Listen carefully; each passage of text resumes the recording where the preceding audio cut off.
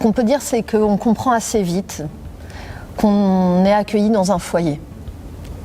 On ne sait pas ce que c'était que ce foyer avant, c'était peut-être un hôtel, c'était peut-être, on ne sait pas ce que c'est, mais en tout cas, c'est un foyer pour ceux qui n'en ont plus.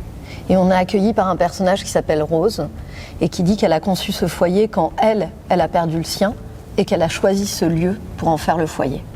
Il sentait bien qu'il y avait quelque chose de dangereux, d'irrationnel et donc de dangereux.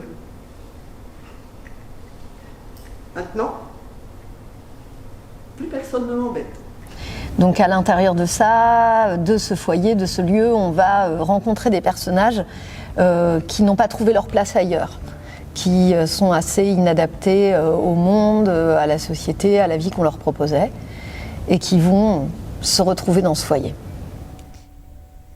Vous m'avez enfermé dans cette chambre. Ok, je suis entrée.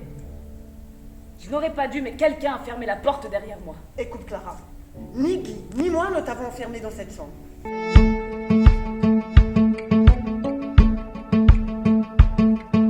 On est parti d'un constat, d'une expérience partagée avec Émilie, d'un concert qu'on a été voir, d'un concert de gamelan, où on était assis à 1 mètre des musiciens, d'un instrument qui est assez énorme et assez puissant. Et on a été, au-delà de la composition de l'œuvre, on a été très touché par la vibration qu'on a reçue. Donc nous, notre recherche avec Roberto, ça a été de quelle vibration on peut propager.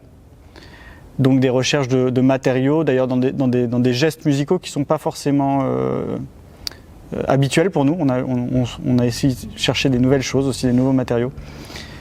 Et là, voilà, toute la recherche qu'on fait en ce moment, c'est comment cette vibration qui part de nous peut se propager à la salle. Vous faites le gros truc de sub à ce début, hein. Ouais. Merci, je dirais que tu m'autorises. En fait, l'idée, c'est qu'il y a plusieurs, on verra la durée qu'il faut, mais qu'il y a plusieurs vagues et qu'à un moment donné, ça prend vraiment toute la place et ça cut.